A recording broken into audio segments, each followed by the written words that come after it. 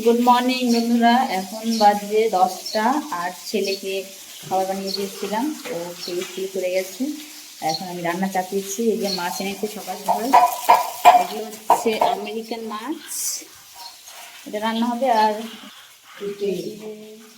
পেঁপে মা বানাচ্ছে পেঁপে। এই যে এটা আমার মাম্মা হয়।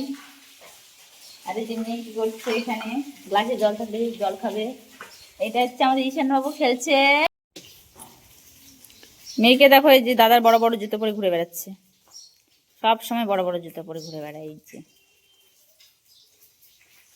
মা এসেছিল বড়বুকে দেখতে, দিদির ছেলেকে নিয়ে। আর বড়বু আজকে যাবে ব্যাঙ্গালোরে ডাক্তার দেখাতে, ওর লিভারের প্রবলেম হয়েছে সেই কারণে। আর আমার এখানে আসলে মা কোথায় কি আছে না আছে গোছানোর জন্য, কোথায় কি আছে না আছে সব কিছু খুঁজে বের করবে আর এইভাবে গোছাগুছি করবে। আর আজকে রান্না করেছিলাম পেঁপে আলু দিয়ে, মাছ দিয়ে তরকারি, আর লাল শাকের ভাজা। ও বাবা, কেন কেন শুশু কেন? তোমাদের মা বাবা কেউ নাই? হ্যাঁ। তারপর চলে গেছিলাম বাচ্চাদের স্নান করাতে, আর জামা কাপড় কিছু ধোয়ার ছিল সেগুলো ধোয়ার জন্য।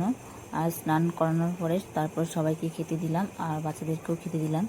আর খেতে বসে ওরা যা বদমাশি করছিল, ভাত ছিটাছিটি করছিল।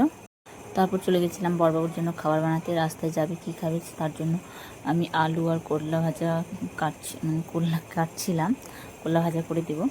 আর রুটি রুটি পরোটা তো বড়বাবু বেলছিল, আর মা এদিকে ভেজে দিচ্ছিল। আমি গুনছিলাম যে পরোটা কটা হয়েছে। বড়বাবু বলছে কোনো কটা আছে, কটা লাগবে কটা না, তার জন্য গুনছিলাম। ওর সঙ্গে আরেকজন যাবে, তো আমার দেওর যাবে, তো ওর জন্য ভাজা হয়েছিল।